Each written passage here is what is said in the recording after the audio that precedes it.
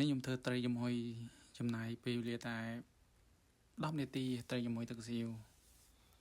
មុនដំបូងយើងសម្អាតត្រីហាន់វាជាពីរកង់ហើយយើងក៏មានដើម្បីឲ្យត្រីឆាប់ចូលជាតិជាមួយនឹងគ្រឿងចំហុយតែខ្ញុំដាក់ឆ្នាំងខ្ទះបែបដាំទឹកឲ្យពុះឲ្យវារីទៅឆ្អិនហ្មងហើយយើងហាន់មើមខ្ទឹមអញ្ចឹងមកបើចំហុយវាចំណាយពេលវេលាយូរអញ្ចឹងបងប្អូនផ្សំមានដូចជាអំបិលបន្តិចយើងដាក់ស្ករសបន្តិចប៊ីចេងបន្តិចហើយនឹងទឹកប្រេងល្ងបន្តិចទឹកប្រេងខ្យង2ស្លាបព្រាទឹកស៊ីអ៊ូ2ស្លាបព្រា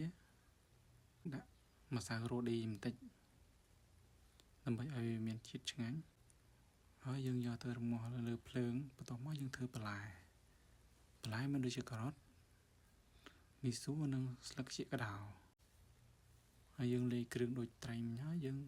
ត្រីឆ្អិនយើងដាក់បន្លែយើងចូលរួចជាការស្រេចអរគុណសម្រាប់តាមដានវីដេអូរបស់ខ្ញុំបាយបាយ